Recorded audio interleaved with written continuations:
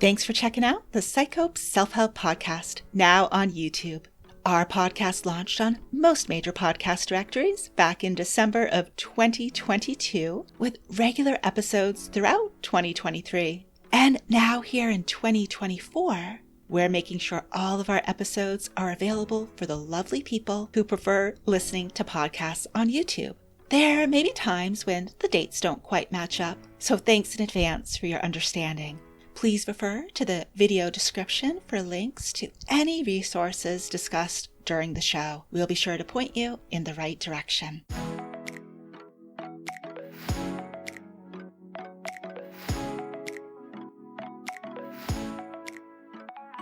Hello and welcome. You're listening to the PsycHope Self-Help podcast, a space for women where psychology illuminates paths to healing, hope, and personal growth. I'm Dr. Jennifer McManus, a clinical psychologist, and I'll be your host. Each episode, we'll explore a different way to use psychology to enhance emotional wellness. Hope you enjoy the show.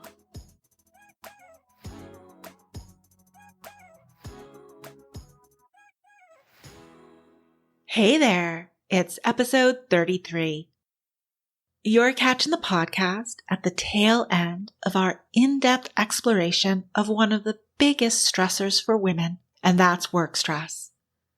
We've been exploring different ways, what I like to call paths, that can be used to navigate work stress. Over the last 3 episodes, we've explored the mind, body, and spirit paths. Today we're going to journey down the final path through work stress, and that's the harmony path. If you're curious which path is your best path through work stress, then I want to tell you about a new resource I made to help you do just that. I created a quiz called the Your Path Through Work Stress Quiz. It involves answering 10 introspective questions. Your results will not only reveal your path, but will elaborate on the unique way you experience work stress and provide you with some beginning stress relief tips designed specifically for your path. To take the quiz, just head on over to psychope.com/yourpath. The quiz will also be linked in the show notes for you. So today's episode is dedicated to the harmony path through work stress.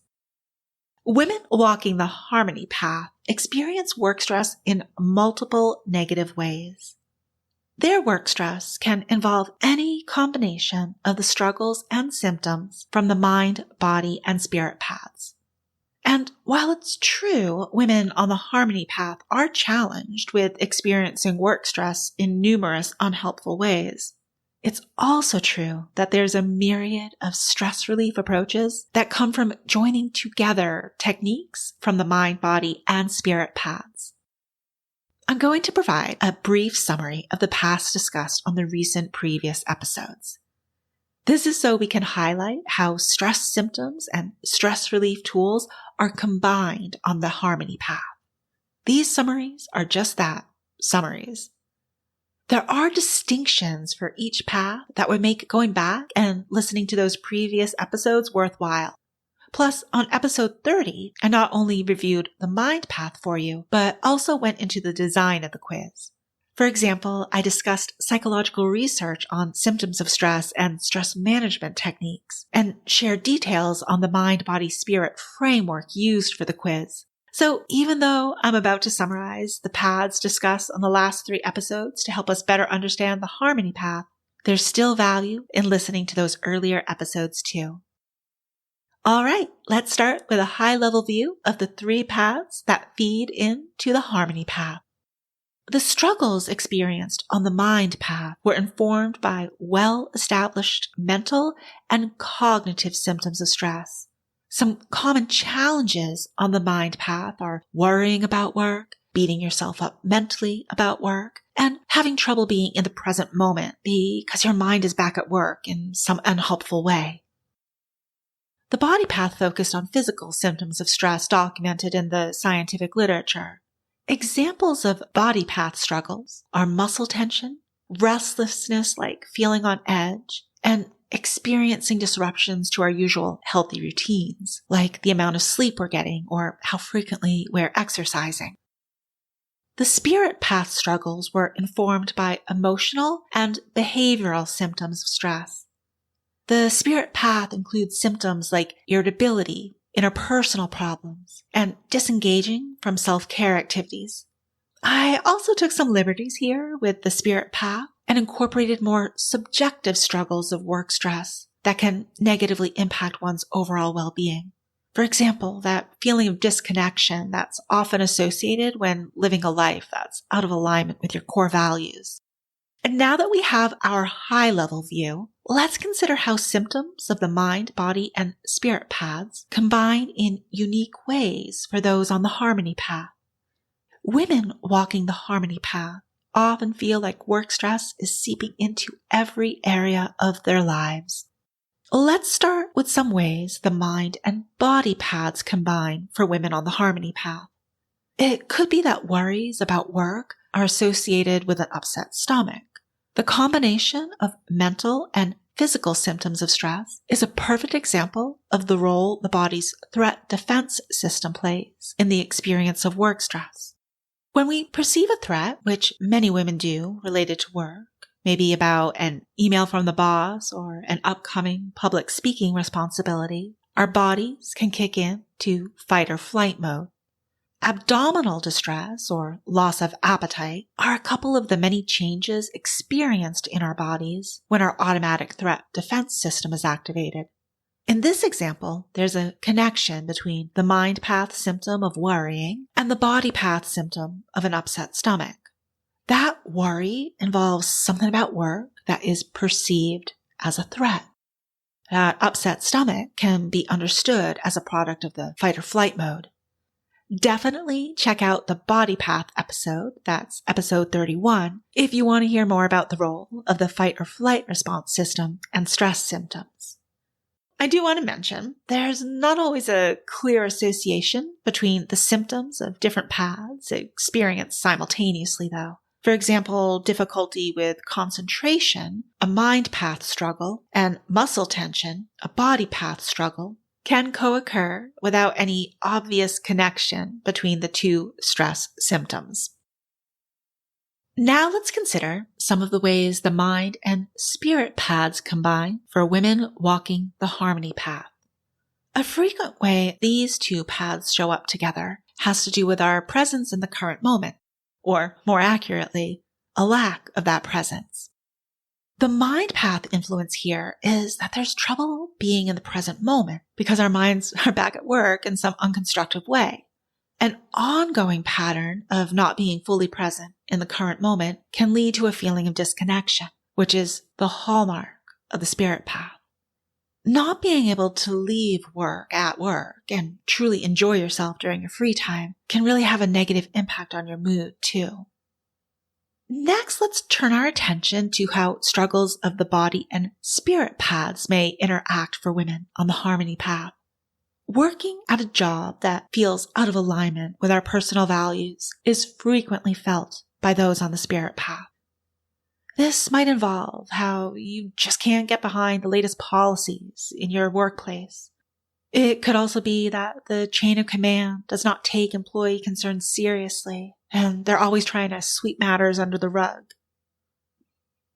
This incongruency with who you are at your core and what you're being asked to do, or who you have to answer to in your workplace, can sometimes feel like it's getting under your skin. This is where restlessness or that on-edge feeling of the body path comes in. Now I want to give you an example of how struggles of all three paths, the mind, body, and spirit paths, might be experienced for a woman on the harmony path.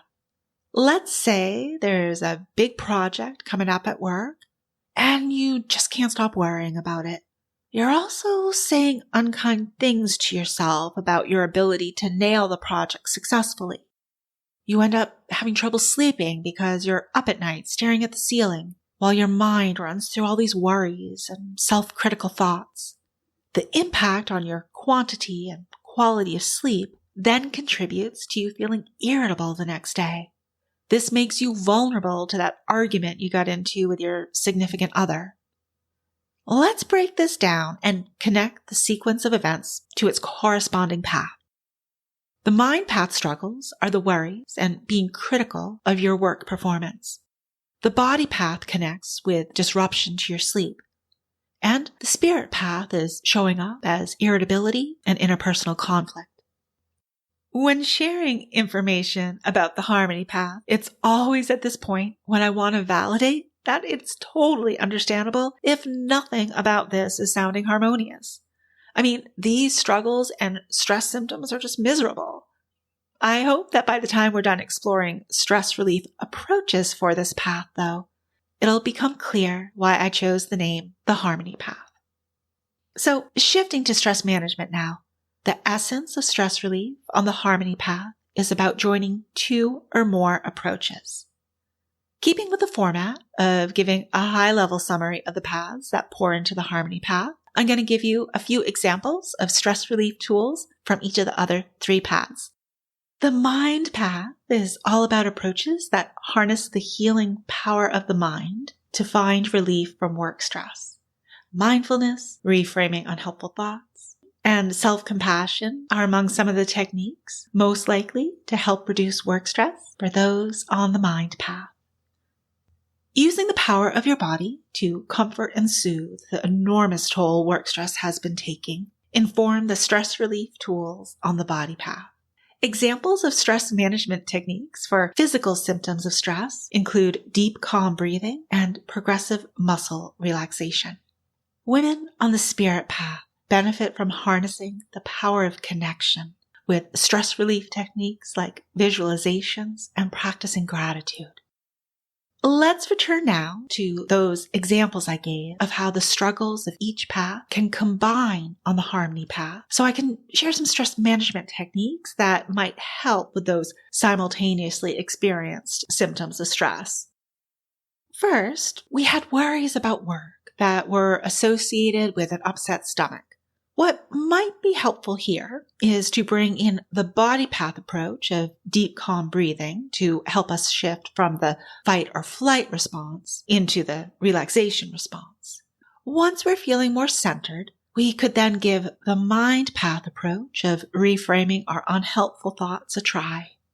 Next, we had the ongoing pattern of not being fully present in the current moment because mentally we're back at work, which can lead to a feeling of disconnection. This mind-spirit struggle can be eased through the practice of mindfulness. A creative way to blend the mind path and the spirit path is to take a slightly different approach to mindfulness than practicing meditation, which a lot of people associate with mindfulness.